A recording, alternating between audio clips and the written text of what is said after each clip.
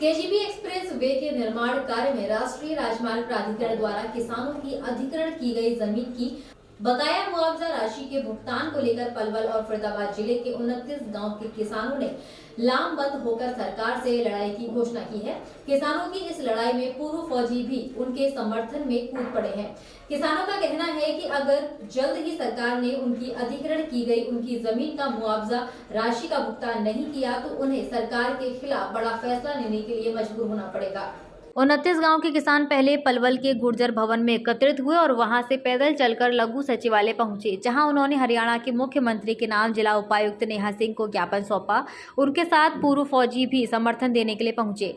किसानों ने अपने आंदोलन की शुरुआत राष्ट्रगान के साथ की। आपको बता दें कि केजीपी एक्सप्रेस वे व इंटरचेंज को बनाने के लिए फरीदाबाद के 10 व पलवल के 19 गाँव के किसानों की जमीन को अधिग्रहण किया गया है।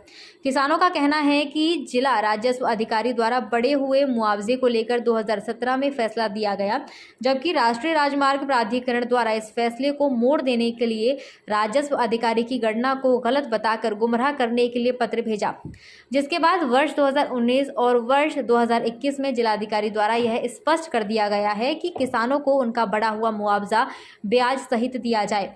किसानों का कहना है कि इस पूरे मामले में अड़चन डालने के लिए NAHI द्वारा पलवल व फरीदाबाद में सेशन व आर्बिट्रेटर के पास केजीपी एक्सप्रेस वे व इंटरचेंज के केस डाल दिए गए हैं, जिसकी वजह से किसानों को उनके हक के पैसे नहीं मिल पा रहे हैं।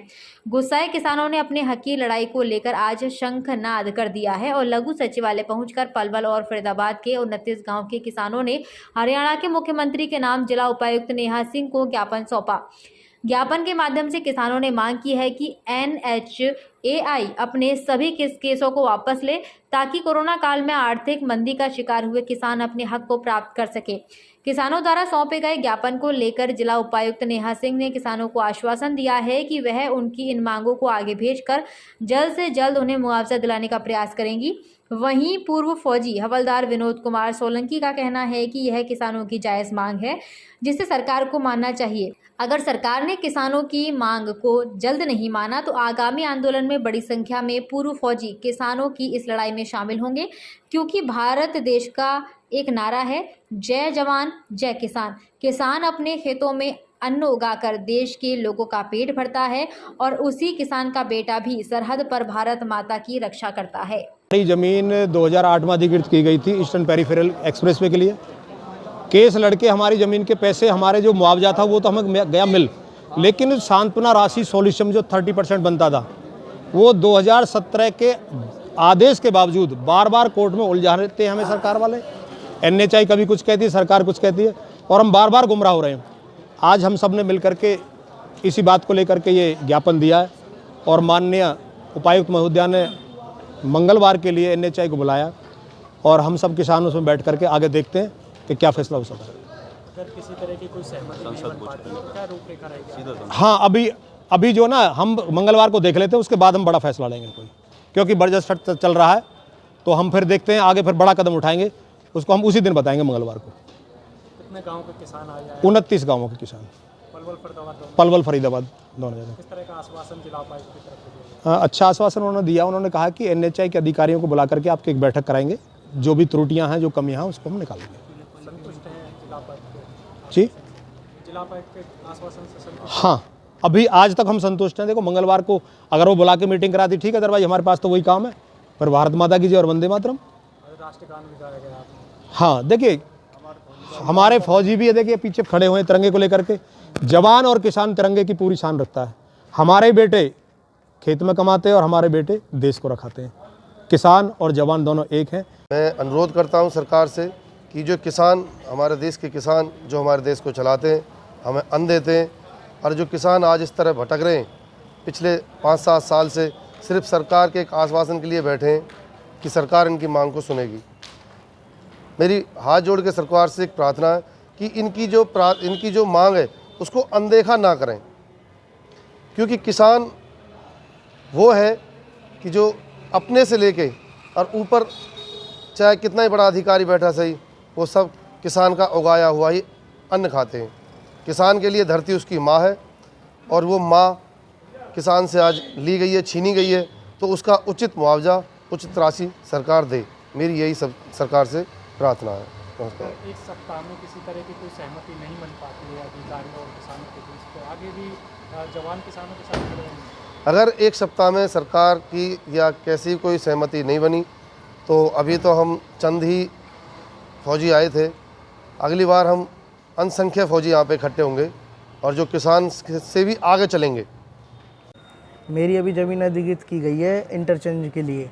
पहले मुझे 62 लाख का मुआवजा दे दिया गया, अब सरकार ने धोखेबाजी करके 54.5 लाख का अवार्ड किया है।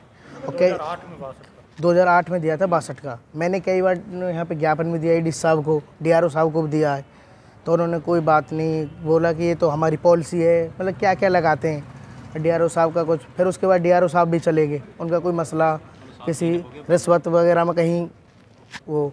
उसके बाद 7 महीने हो गए, 15 तारीख को 7 मंथ हो जाएंगे, पेमेंट किसी को 1 रुपया नहीं दिया है, एक भी।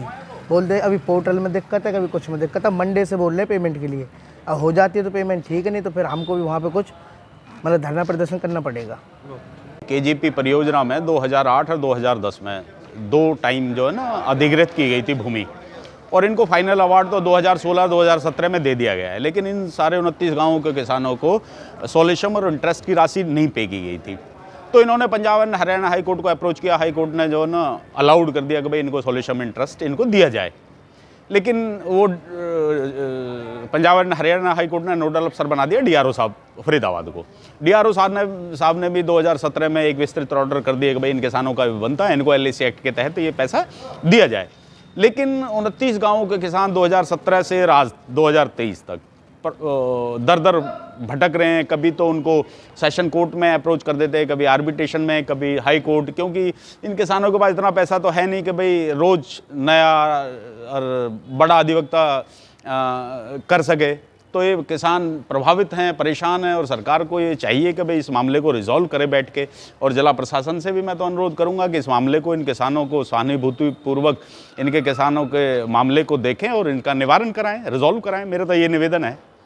जिला उपायुक्त को ज्ञापन दिया, क्या कुछ आश्वासन मिला? हाँ, आज के इन किसानों ने जिला उपायुक्त महोदया को ज्ञापन पेश किया है, और जिला उपायुक्त महोदया ने कहा है कि भाई मैं इस मामले को मंगलवार को बैठक करेंगे, आपको भी बुलाएंगे और NHI वालों को भी बुलाएंगे। हो सकता है, आई होप, मैं उम्मीद करता हूँ कि माननीय DC साहब इस मामले को गंभीरता से लेंगे और इसकी गहनता से रिजॉल्व कराने का प्रयास करेंगे। ऐसा मेरी इच्छा है कि माननीय DC साहब सुनेंगे इस बात को।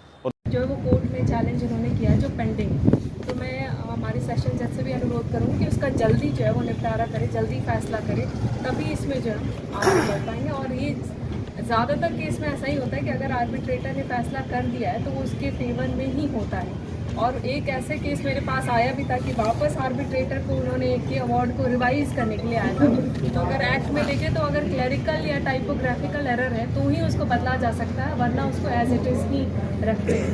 तो मेरे ख्याल से थोड़ा सा और इंतज़ार करेंगे और इसको स्पीड अप करेंगे। कोर्ट में मैं उनसे डिप्रेशन के केसेस चलते हैं, ट्यूसडे को मीटिंग भी रख लेते हैं। मैं आपको बताना चाहता हूं, हम डिप्टी CM से उसकी कोठी पे मिलने गए थे। हम 10 साथी थे। हम उम्मीद लेके गए थे कि डिप्टी CM हमारे सब बातों को सुनेंगे। उससे पहले हम डिप्टी CM के बाप से मिल लिए थे, मोहना मंडी में आए थे वो। उनको एक कमरे में जाके स्पेशल मिले थे और उन्होंने कहा था कि मैं अपने बेटे से कहूँगा आपको जल्दी से जल्दी आपका सॉल्यूशन करेंगे। हम वहाँ गए जी, वहाँ भीड़ इतनी थी। जाने के बाद डिप्टी CM के पास पहुँच गए जब कैसे कैसे।